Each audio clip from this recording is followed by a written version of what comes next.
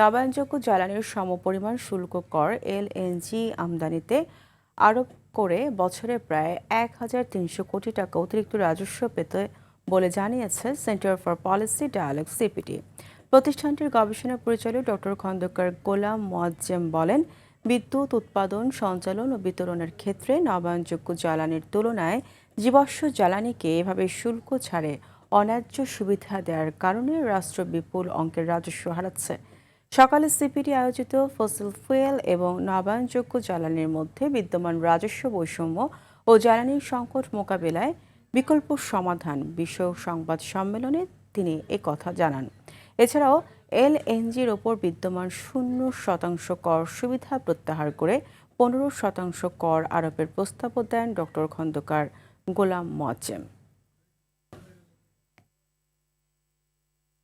এই সরকারের নির্বাচনী যে প্রতিশ্রুতি সেটাকে আমরা ইতিবাচকভাবে দেখছি, বিশেষ করে নবায়নযোগ্য জ্বালানির ক্ষেত্রে। যদিও এর ভিতরে আবার দু একটি এমন ধরনের আছে যেটা আবার উল্টো পথেরও বিষয় রয়েছে, যেমন কয়লার কথাও আবার নির্বাচনী প্রতিশ্রুতির মধ্যে রয়েছে, যেটা আমরা মোটেই সমর্থন করি না।